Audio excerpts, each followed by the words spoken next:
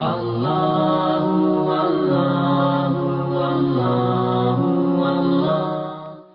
الیوم میں آج 2 آیتیں ہیں، اور آیت الیوم میں 2 آیتیں، آیت نمبر 19 اور 20 سورہ الحجر یا سورۃ الحجر، بعض اس کو حجر پڑھتے ہیں، بعض اس کو حجر پڑھتے ہیں۔ بہرحال یہ سورہ آپ کے علم میں 15 نمبر کا سورہ ہے، اس کی 2 آیتیں 19 اور 20۔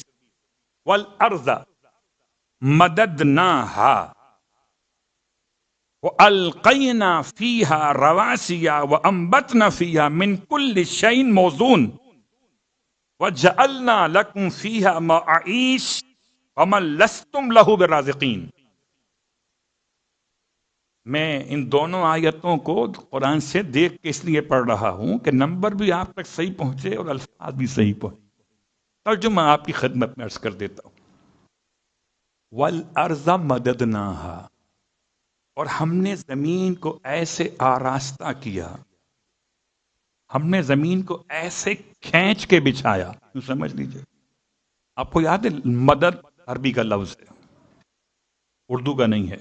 وَالْأَرْضَ مَدَدْنَاهَا، اور ہم نے زمین کو ایسے کھینچ کے رکھا کہ وَأَلْقَيْنَا فِيهَا رَوَاسِيَ، اس میں نہریں بہائی ہم نے، ایسے اس کو بنایا تھا کہ اس میں نہریں بہائی۔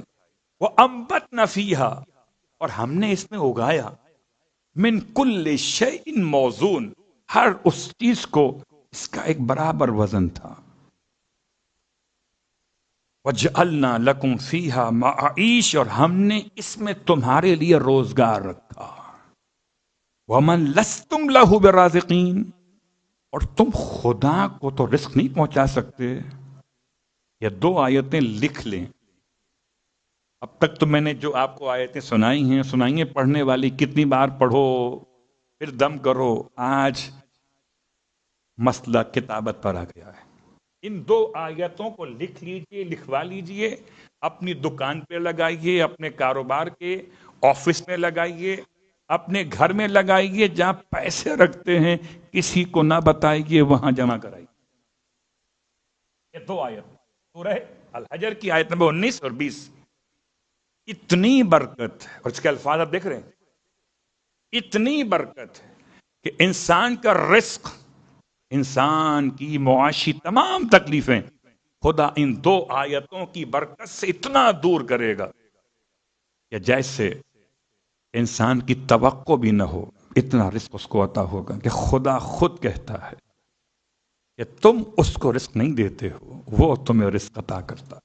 جس کسی کو اپنی حاجت پیش کرنا ہو، اپنا گھر نہ ہوتا ہو، خاص طور سے آپ جو پردیس میں رہنے والے بیٹھے، پردیس میں رہنے والوں کے لیے حضرت مسلم ابن عقیل کی شخصیت توسل کے عنوان سے وسیلہ ہے کہ آپ پر ایسا وقت خدا کبھی نہ لائے جیسا وقت حسین کے سفیر پہ آیا تھا۔